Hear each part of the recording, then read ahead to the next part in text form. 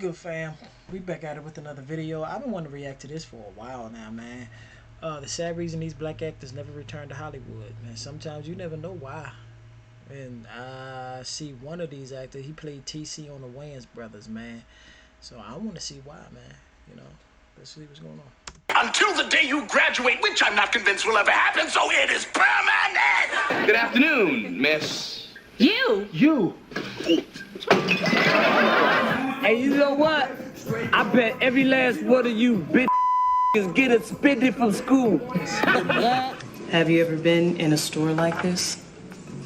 See, we don't put price tags on our merchandise. So if you have to ask, then obviously you can't afford it. The lights went out and I couldn't find a switch. So I was falling in the dark. That's why I called you here. Mary's been so helpful. I just wanted you to know that. Maybe you can give him a medal or something. Y'all ready for some mess? What happens when Hollywood chews up black talent and spits them out faster than a bad weave? Let me tell you about 10 actors who went from who's that to wait, they used to be famous? This game, you're not ready for it. Okay, let me tell y'all about Phil Lewis. I'll only tell you if you promise not to get angry. I promise? Zach lost her at school. The man who went from being Mr. Mosby to Mr. Who Dat. Listen up, this man was television royalty. One minute he's making Nerdy Cute on A Different World. His lifestyle is beside the point. Well, perhaps not. I was saying that in the video, like, it was a lot of people that actually got on the show. Down, boy. Next minute, he's the most unbothered hotel manager in Disney history on The Sweet Life of Zack and Cody. Mr. Mosby wasn't just a character, he was a whole mood. The ship is still not going boom boom. That means I'm not getting my clink clink, and Daddy's waiting for me. Tick tock. Soon I'm gonna start to go wham wham. Them perfectly pressed suits, that side eye that could stop a child mid-chaos, iconic, period. But honey, Hollywood's got more twists than a pack of press and curl. And Lewis's story, it's a roller coaster. In 2002, Life said, "Oh, you thought?" Faster than you can say plot twist, Lewis went from TV's favorite manager to facing the most life-challenging legal drama, a car accident that changed everything. And when I say everything, I mean everything. Convicted of vehicular manslaughter, Lewis got sentenced to prison. And just like that, snap, Hollywood ghosted him quicker than a bad Tinder date. One moment you're making Disney kids laugh, next moment you're fighting for your entire life and career.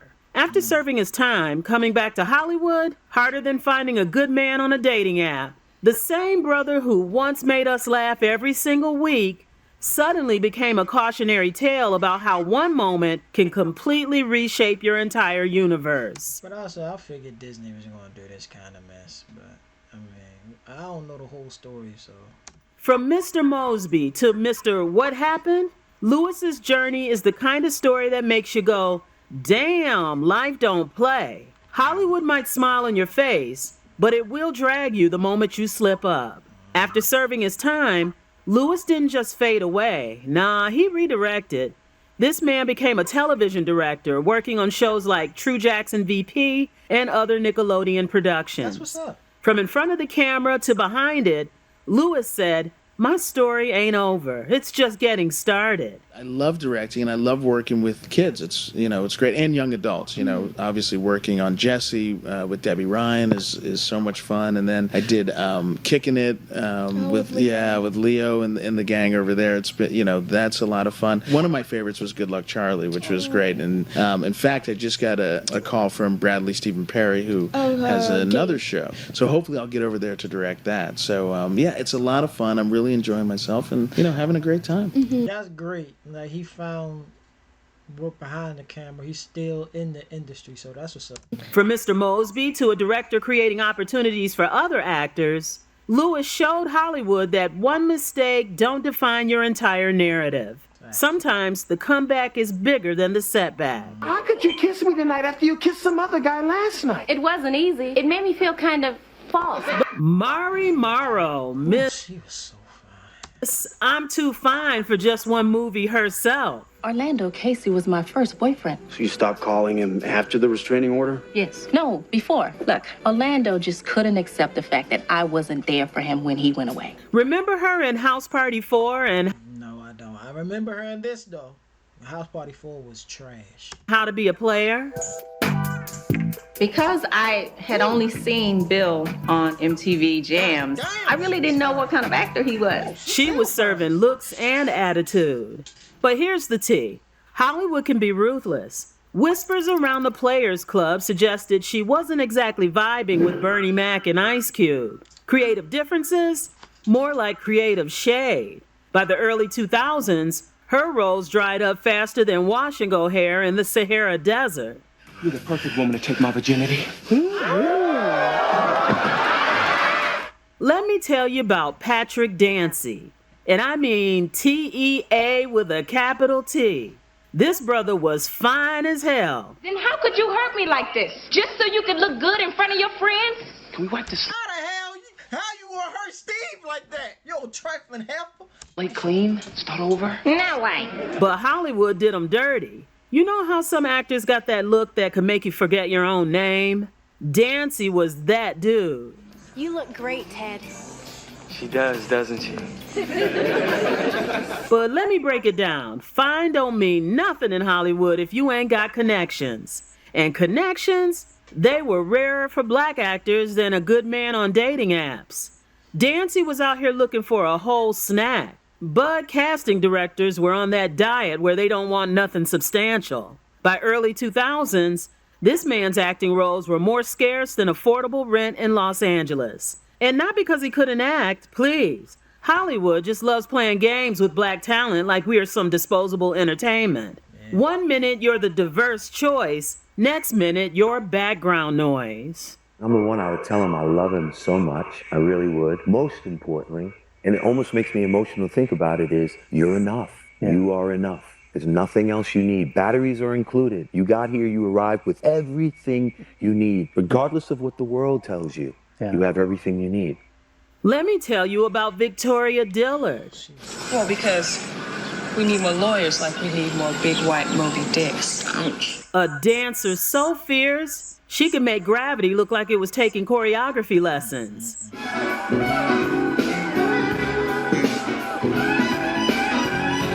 This woman wasn't just an actress. So does this work with other women?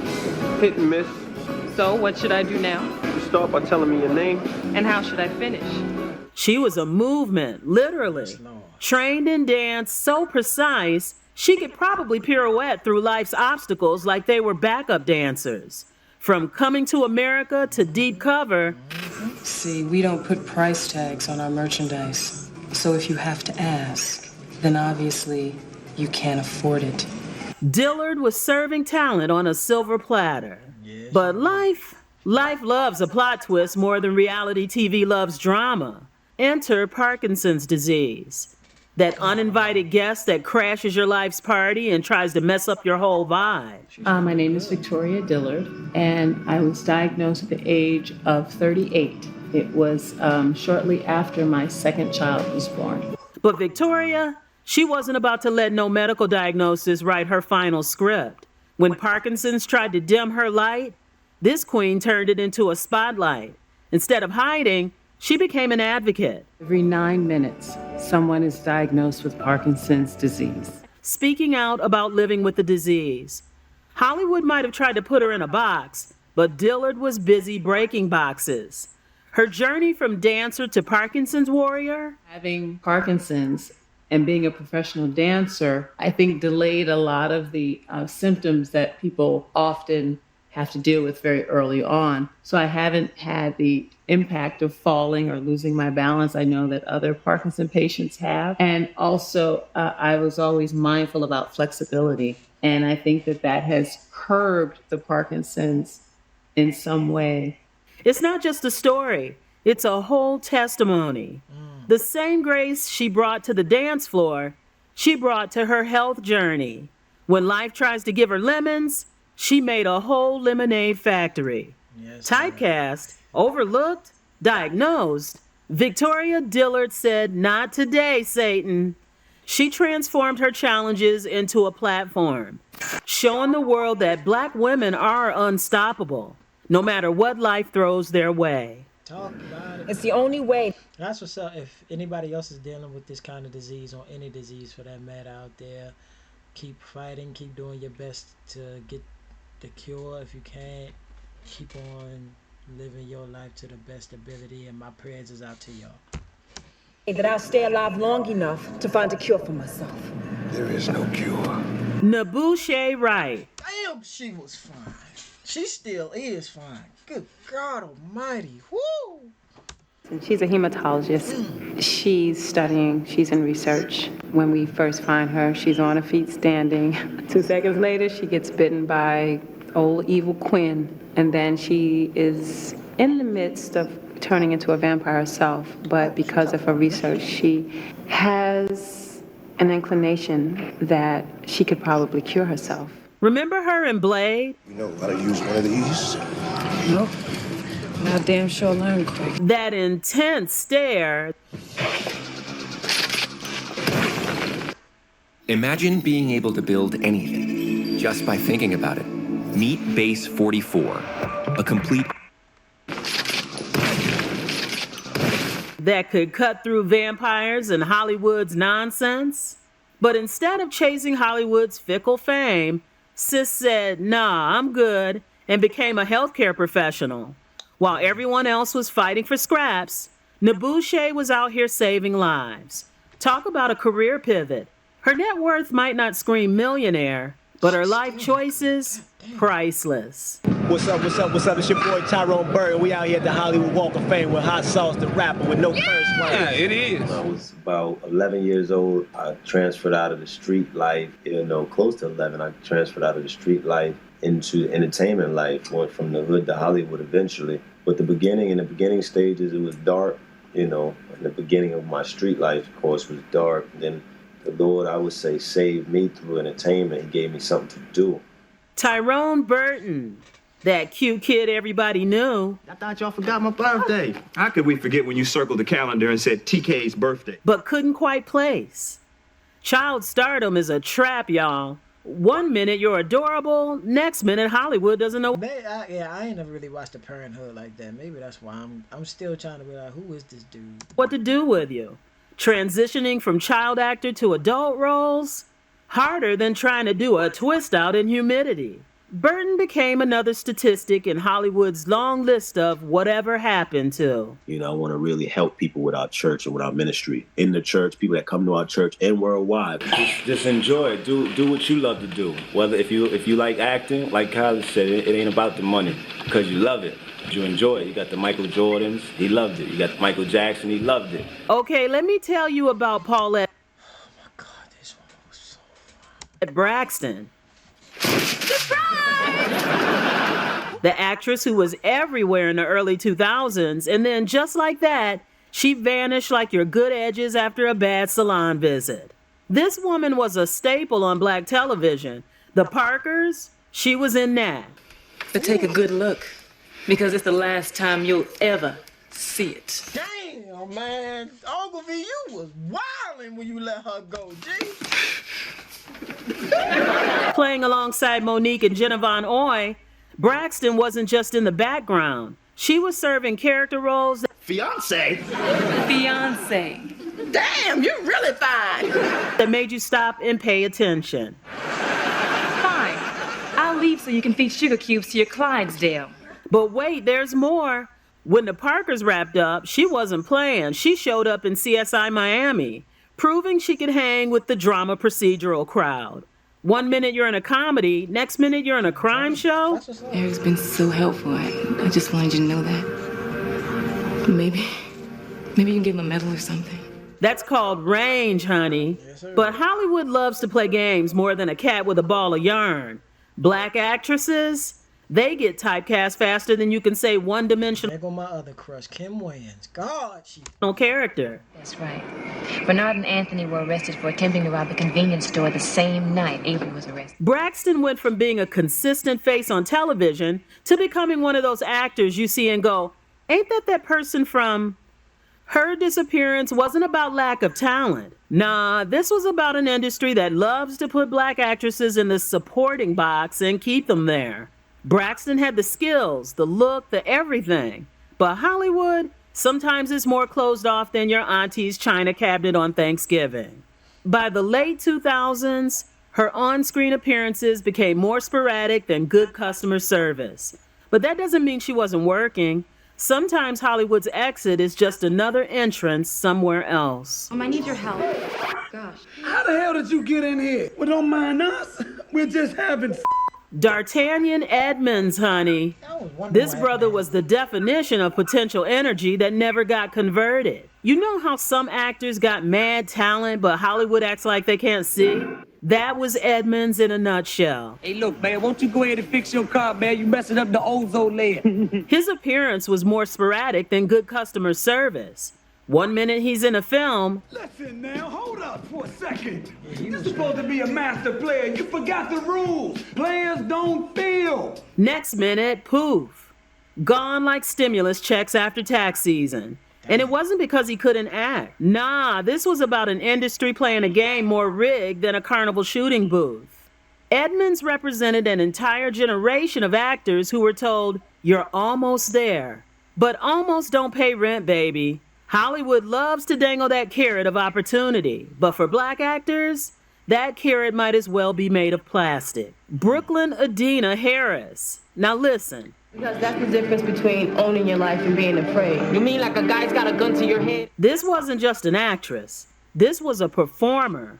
The kind of artist that makes other performers look like they're playing pretend. I only watched this movie one time. Stage was her kingdom. Film, more like a small, uninteresting province she occasionally visited. He's like hell, he will. Kelly, could you help out in our street, please? Be right there. Harris had talent that could make Broadway weep, but Hollywood, they looked at her like she was speaking a foreign language. Theatrical depth, nuanced performance, child, they wanted pretty and predictable. Her disappearance from mainstream media wasn't a failure, it was a strategic retreat. While Hollywood was busy typecasting and minimizing, Harris was probably out there creating art that was too sophisticated for their small screens. It's the 29th day, the last day I have to come back.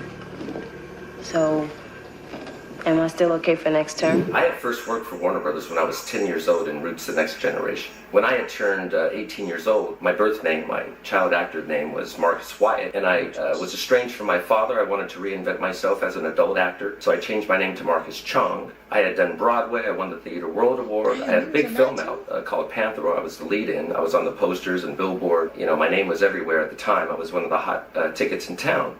Marcus Chong, Tank from The Matrix. Very exciting time. We got a lot to do. One minute he's in a groundbreaking sci-fi film, next minute, Ghost. Why didn't I do the Matrix sequels?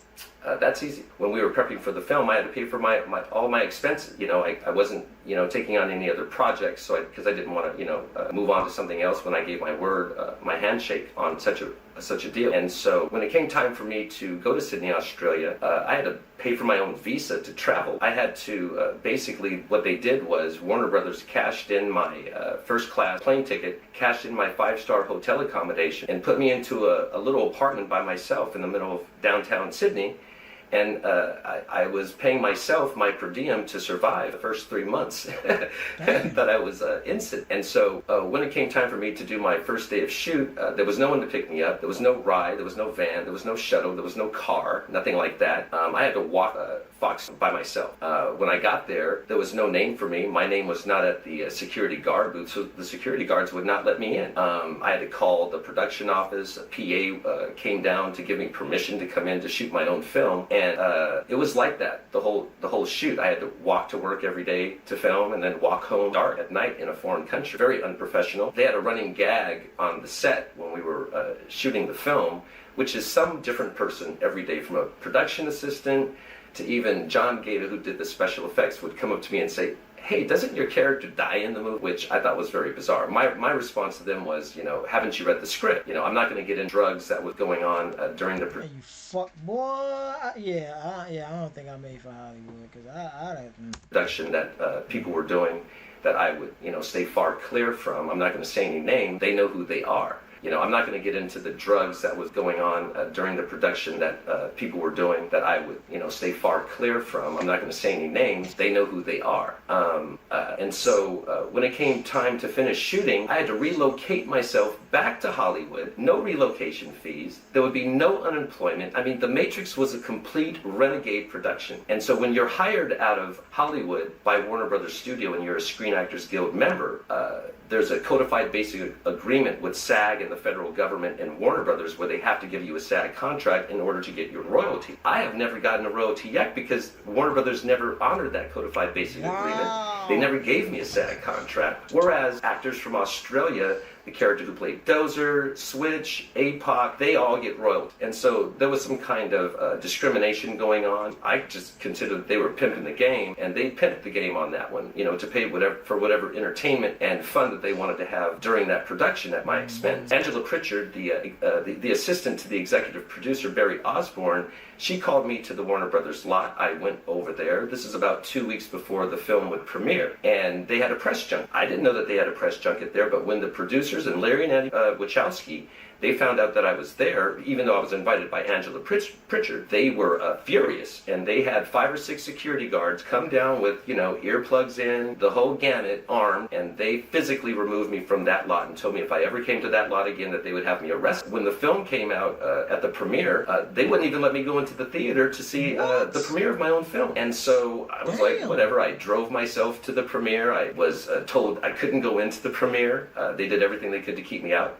And so the movie became the #1 film in the world. It was a phenomenon, bunch of money. It was a big hit and it went through the roof. And so Warner Brothers and Larry and Andy Wachowski wanted to bring my character Tank the Operator back to the sequel. Joey Pantoliano, who played Cypher, he got $1 million to do the one film, The Matrix. So my entertainment attorney said that they were going to get me at least $1 million, because I'm doing 3 films. And so Larry and Andy Wachowski, instead of writing me a $3 million role or a $1 million role for Reload and Revolution, they wrote basically a $25,000 role for each film. I saw the film, and they replaced Tank the Operator with a character that they wrote in called Link, and that was a really minuscule role, nothing to it. There was nothing there. It was just basically blah. And so they wouldn't let anyone read the scripts until they had signed a contract prior. So, what I saw in those 2 films, though, was not good. I would never have signed on film, just in that in itself. So on my birthday, July 8th, 2000, I was with Larry and Andy Wachowski at the Eon Productions, and I told Larry, you're going to have to give me $1 million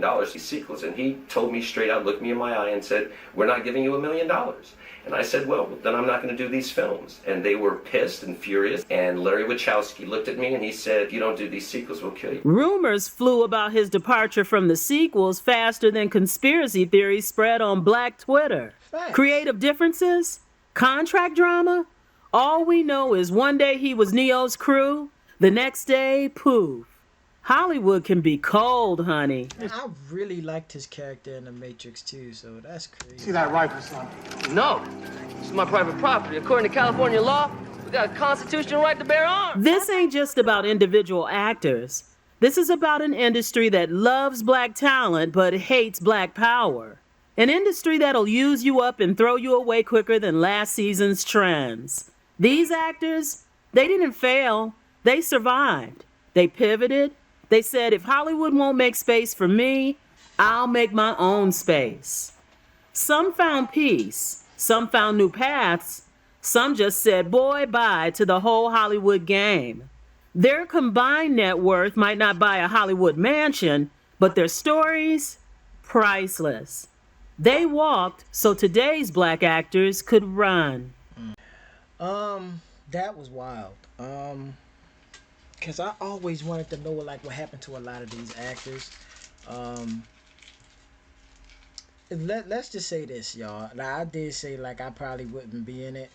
If y'all ever happen to see me in a Hollywood movie or something like that, just know I'm gonna be on my P's and my Q's. I'm gonna be alert with everything.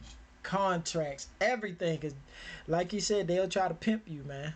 You gotta be on your P's and Q's. And it's like the trust in Hollywood is, especially now, man, it's crazy, man. But yeah, man, you gotta stay on your P's and Q's. It's a treacherous industry, just like the music industry. Treacherous.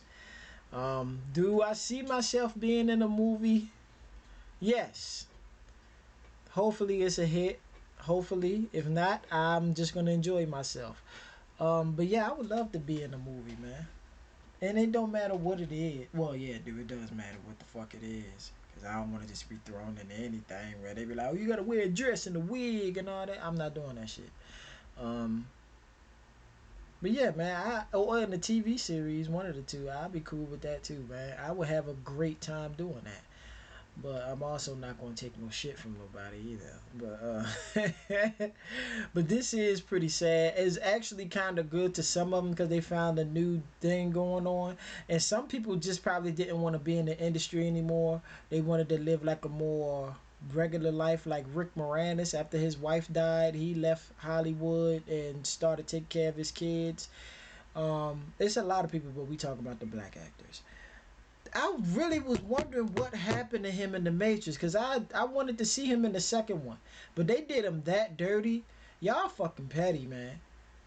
Straight up. And that's probably why the last Matrix ain't work. A lot of people, and then I noticed a lot of people didn't really enjoy Matrix Reloaded in the third one like that. Let's be honest, the first Matrix will always reign supreme.